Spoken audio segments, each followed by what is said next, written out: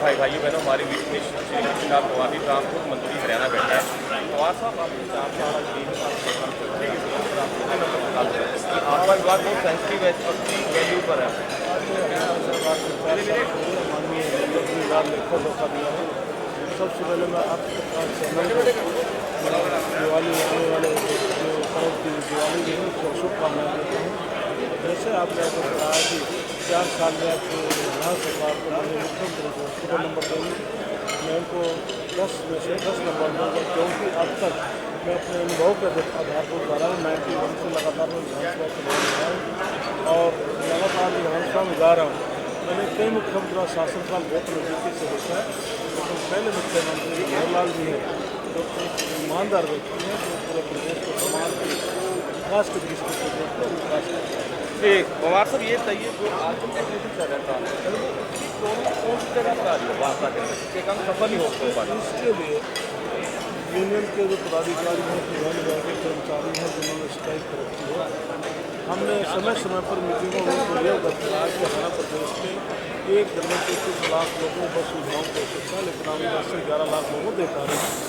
तो परिवहन विभाग के पास 3900-4200 बसों अवेलेबल है और प्रति वर्ष 300 साढ़े 300 बसें रिप्लेसमेंट भी देनी पड़ती है। नागपाल जी नीचे रख दो। एक बस की 7 साल की एज और 8 लाख किलोमीटर के लिए टंडन रिप्लेस हो सकते हैं, तो इसलिए रिप्लेस भी करनी होती है। हम अपने बेड़े में समय समय पर जैसे उन्हें 600 बस अपने बेड़े में डाली है, 367 बस अभी बेड़े में रिप्लेसमेंट के डालने जा रहे हैं। हम जो 700 बसों का जो एक पर किलोमीटर से एक स्कीम लेकर आए थे, उसमें बस मालिक की है, ड्राइवर मालिक का है, कंडक्टर परिवहन विभाग का है, प्रमुख परिवहन का है, तो उसका विरोध कर रहे हैं। हमने कहा कि जब 49 ऑपरेटर आ चुके हैं, टेंडर L1 हो चुका है, अब एग्रीमेंट भी सरकार के साथ हो चुका है, आप 510 जो बसें हैं उसकी बात छोड़िए, 190 जो बसें का अभी टेंडर करना बाकी है उसके बारे में विचार कर सकते हैं। तो उनकी एक बात पर वो अड़ी है कि 700 बसों का जो पर किलोमीटर स्कीम है उसको कैंसिल करें। तो हम भी ये दुआ करते हैं कि आपको जो इनको पेज पता हुआ है वो जल्दी भगवान जेल से निकाला जाए। हरियाणा के सड़कों के ऊपर आपकी बसें रखनी चाहिए।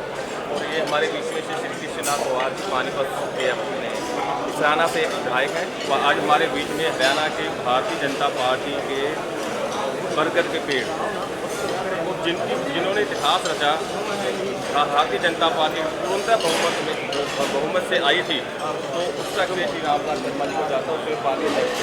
शर्मा जी, सबसे पहले बताइए, आज हरियाणा सरकार के 4 साल का प्रोग्राम कर रहे हैं, उसको किस दृष्टि से देखिए? देखिए, स्वास्थ्य आपने ये बात सही कहा कि मैं हरियाणा भाजपा का 3 बार अध्यक्ष रहा। मेरी अध्यक्षता में पार्टी को पूर्ण बहुमत मिला। ये हरियाणा की जनता का कमाल था। 4 साल जो हमारी सरकार की उपलब्धियां हैं वो बेमिसाल हैं। खास करके मैं शिक्षा विभाग का जिक्र करूं। शिक्षा विभाग सभी प्रांतों में सबसे बड़ा विभाग होता है। कर्मचारी अध्यापक भाई बहनों की सबसे बड़ी संख्या इस विभाग में होती है। 2 महीने का समय हर अध्यापक का सरपंच के, MLA के, सरकार के, मंत्री के पीछे चक्कर काटने में लगते थे।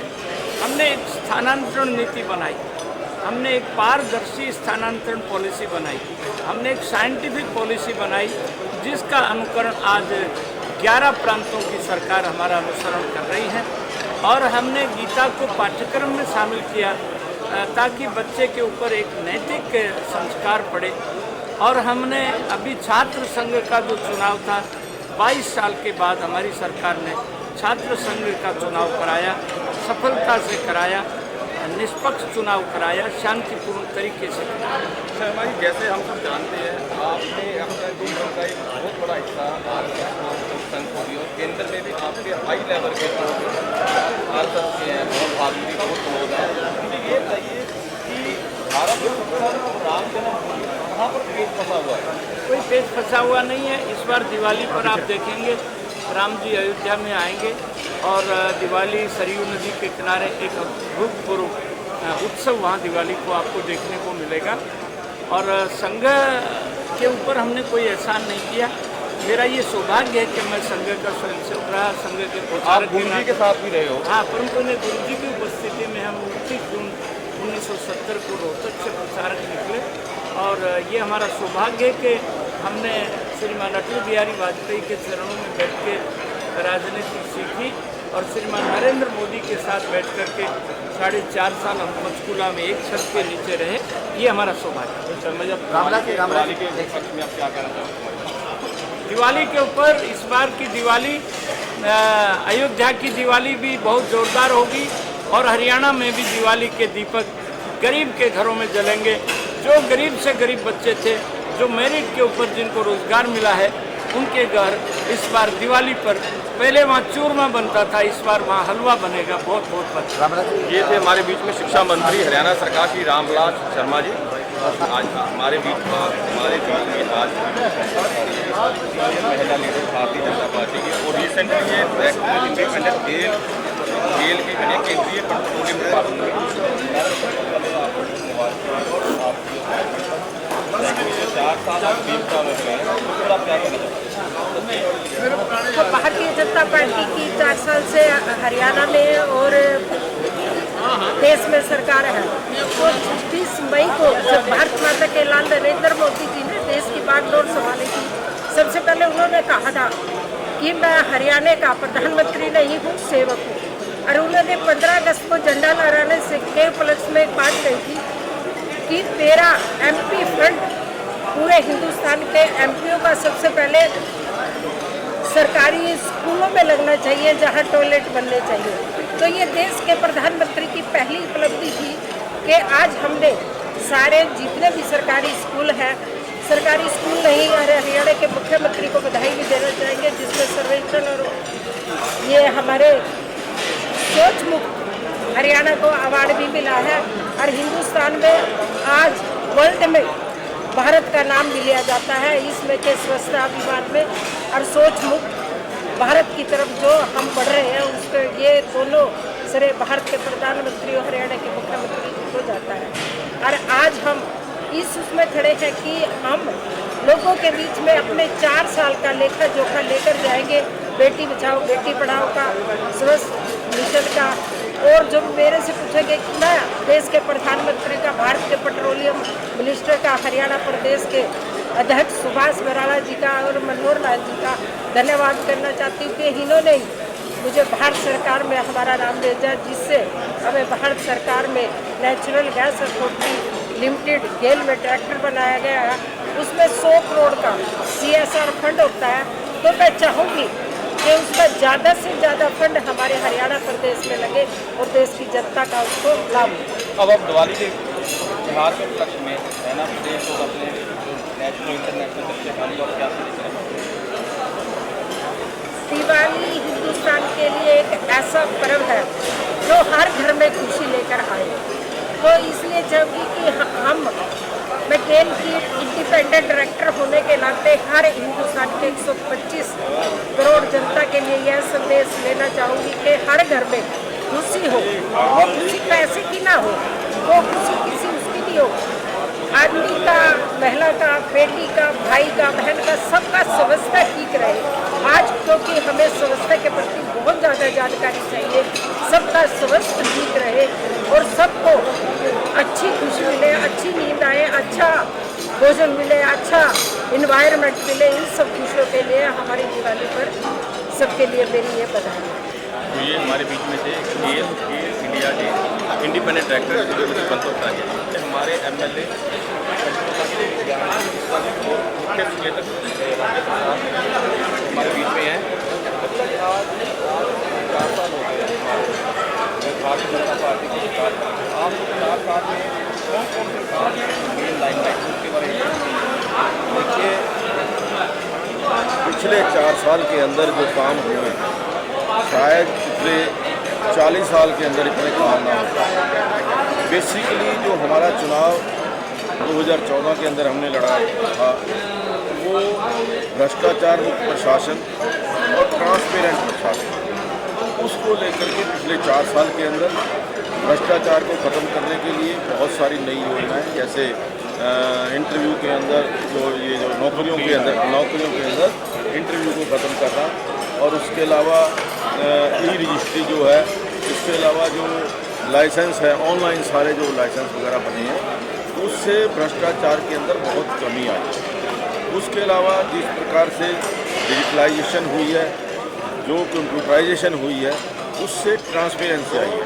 और आज जो आगे फाइल का पता ही नहीं लगता था, आज सब कुछ ऑन पोर्टल सब कुछ लोगों को मिलता है। और अभी क्योंकि ये 40-50 साल की जो गंदगी थी, मैं कहूँगा, वो आज हमने 4 साल में काफ़ी कुछ साफ किया और आगे भी होगा। गुप्ता, जैसे हम सबको पता था, आप भाई मोदी जी के साथ संघर्ष किए जो पंचकुला में थे, मचंदा की पत्ती भी थी, तो आप और मैं भी जाता था वहाँ पर। तो आप देखते हैं कि हम आपके साथ आपकी कार्यशैली में क्या क्या फर्क है, क्या क्या सिमिलरिटी है, क्या क्या डिफरेंस है?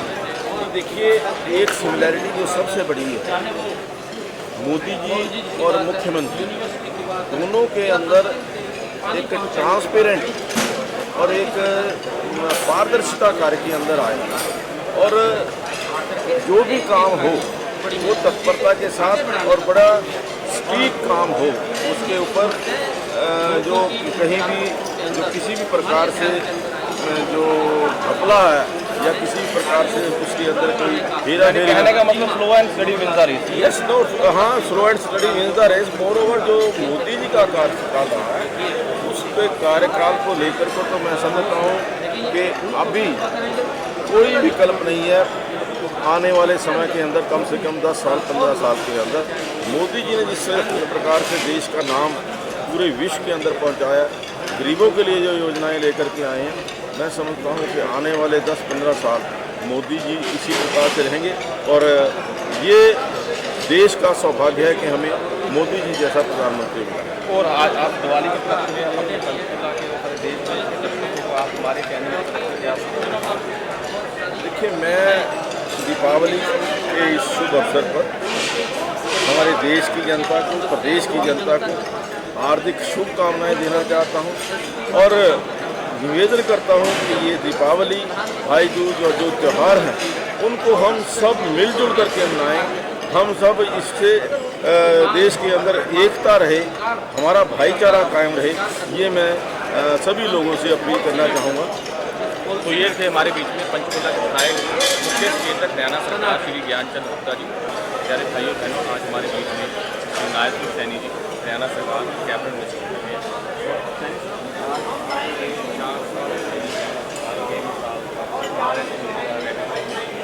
आप 4 साल ये अचीवमेंट जो हासिल किए उसके बारे में देखिए, हरियाणा के अंदर मनोहर लाल जी के नेतृत्व में जो सरकार हरियाणा प्रदेश के जनता ने चुनी, और उसको लेकर के जो कार्य किए गए, ऐसे कार्य किए गए जिनकी मांग हरियाणा प्रदेश की जनता पिछले 25-30 वर्षों से कर रही है, परंतु उसकी तरफ ध्यान नहीं दिया गया। तो चुनाव आता था, चुनाव के समय व्यक्ति नारे लेकर के आते थे, लोगों को बरगलाते थे, और बरगला करके जब लोग वोट देते थे उनके नाम के ऊपर, चंडीगढ़ बैठ कर भूल जाते थे। बहुत सारे ऐसे उदाहरण हैं, जैसे बिजली का एक प्रमुखता से मुद्दा था।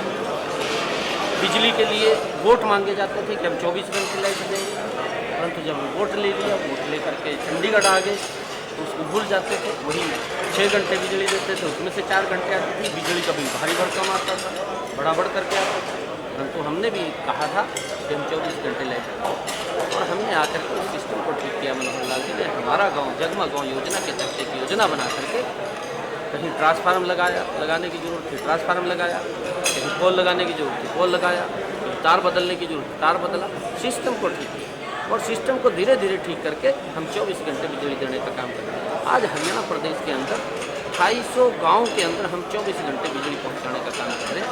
6 जिलों के अंदर 24 घंटे बिजली जा रही है, और उसके तहत हमने 24 घंटे बिजली भी दी है। 24 घंटे बिजली के देने के बावजूद हमने पहली बार हरियाणा के अंदर बिजली के बिलों में 50% की कमी की।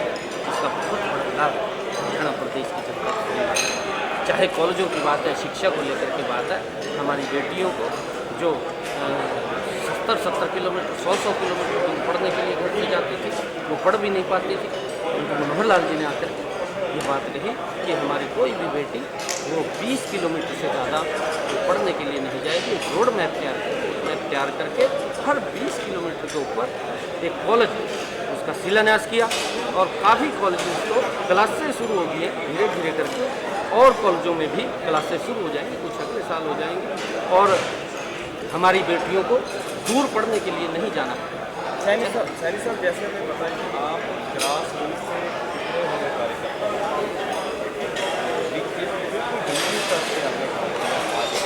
मंत्री ये कही कि जब आप संघर्ष करते थे भारतीय जनता पार्टी तो उसमें हिंदुत्व की बात होती थी, राम जन्म मंदिर की बात होती थी, भारत की बात होती थी।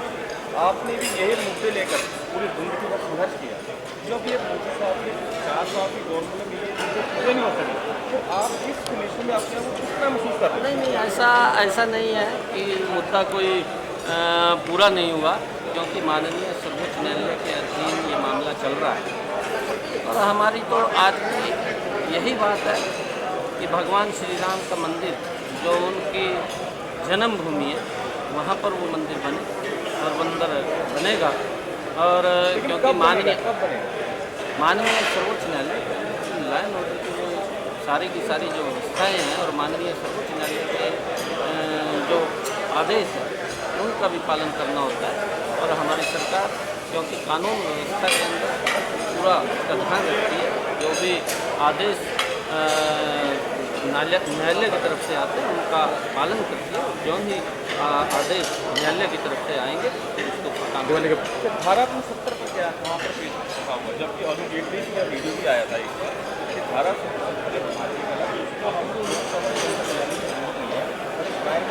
अपने काम कर सकते हैं, इसका क्या था? क्योंकि हमारा केंद्रीय नेतृत्व जो हमने वायदे किए उस वायदे को कायम है, क्योंकि पीछे हमारे पास जो राज्यसभा थी उसके अंदर बहुमत कम था, परंतु अब उसके ऊपर भी सारा का सारा मामला चल रहा है और केंद्रीय नेतृत्व के ध्यान में जैसा भी बातें जो दी गई थी उन बातों को। अच्छा, जैसे आपका विभाग बहुत सेंसिटिव विभाग है खनन विभाग, और सारे खनन माफिया की बातें चल रही हैं, इतना बजरी कब्जा लेने से उठाया जा रहा है, इसको रोकने के लिए सरकार ने कौन सा कदम उठाया इसके बारे में? देखिए, मैं ये कहना चाहता हूँ कि हमने आकर के क्योंकि पूर्व की जो सरकार थी, पूर्व की सरकारों में रेत और बजरी बंद खनन माफिया हावी थे और करोड़ों रुपए का चूना हरियाणा सरकार को पूर्व की सरकार में लगा। और हमने आकर के जो माननीय सर्वोच्च न्यायालय की गाइडलाइन थी उस आधार के ऊपर आकर के हमने हरियाणा में माइनिंग को चालू करने का निर्णय लिया और हमने कहा भी था, और हमने आदरणीय मुख्यमंत्री जी ने कहा कि छोटे ब्लॉक बनाए जाए। जब छोटे ब्लॉक बनेंगे, ज़्यादा लोग इसके अंदर आएंगे तो लोगों को भी रेत और बजरी सस्ते दामों के ऊपर मिलेगा। पहले तो उनको बहुत महंगे दामों के ऊपर मिलता था। तो लगभग हमने 92 ब्लॉक उनकी ऑक्शन की और उसमें से 53 ब्लॉक आज रनिंग में है, वो चल रहे हैं। और जहाँ पर भी माइनिंग चल जाती है वहाँ पर इलीगल माइनिंग नहीं होती। अगर इलीगल माइनिंग कहीं पर होती है तो हम तुरंत कार्रवाई करते हैं। हमने पिछले अपने कार्यकाल के अंदर जहाँ से भी हमारे पास शिकायत आई है कि यहाँ इलीगल माइनिंग चल रही है, तुरंत प्रभाव से हमने वहाँ पर कार्रवाई की है। और लगभग जो पिछली सरकारों के अंदर मुकदमे दर्ज हुए थे उससे ज़्यादा हमने मात्र अपने इन 4 वर्षों के अंदर लोगों के ऊपर कार्रवाई की है। और लोगों के ऊपर कार्रवाई करके हमने उनकी चाहे वो जेसीबी थी या कोई और मशीन थी उसको भी बॉन्ड किया और भारी भरकम जुर्माना उसके ऊपर लगाने का काम किया। आपने लोगों पर कार्रवाई की है कि जो इलीगल माइन कर रहा है उनके ऊपर कार्रवाई, उन्हीं के ऊपर कार्रवाई की है, उनके ऊपर कार्रवाई जो जेसीबी या उसका जो इलीगल करता है व्यक्ति, उन लोगों के ऊपर ही कार्रवाई हुई है और उनसे भारी भरकम जुर्माना भी उनके ऊपर लगे हैं। अच्छा, आप हमें लास्ट में हमारे